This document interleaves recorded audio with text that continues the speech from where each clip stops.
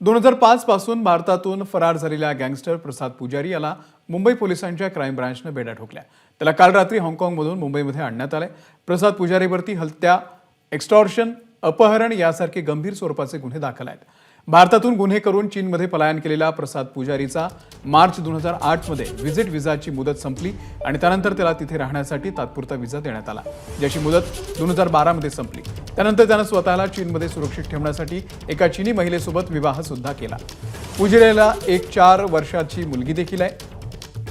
माफ करा, एक 4 वर्षाचा मुलगा आहे। हाँगकाँगमध्ये पुजारीनं आपला संसार थाटला खरा, पण मुंबई पोलिसांना त्याची कुणकुण लागली आणि पोलिसांनी हाँगकाँग गाठत प्रसाद पुजारीला बेड्या ठोकल्या। काल रात्री त्याला मुंबईमध्ये आणण्यात आलं।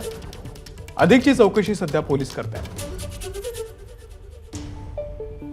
पुजारी असेल की आणखी मोठा गँगस्टर असेल ते त्यांच्या राज्यामध्ये पळून गेले होते परदेशात, त्यांना सुद्धा आणण्याचं काम आमचं सरकार करत आहे। देवेंद्र फडणवीस एकनाथ शिंदेच्या माध्यमातून करत आहेत।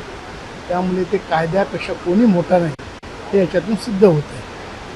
आणि आपण बघितलं असता की गेले कित्येक महिने वेगवेगळ्या ठिकाणी वेगवेगळ्या मोठ्या ड्रग्सचा साठासुद्धा पकडून ड्रग्स जे बरेच स्टुडंट्स असतील किंवा बरेच लोक नशेच्या आहारी चाललेले आहेत, यंग जनरेशन, त्याच्यावरसुद्धा आळा घालण्याचं काम आमच्या सरकार करतं। एबीपी माझा, उघडा डोळे बघा नीट।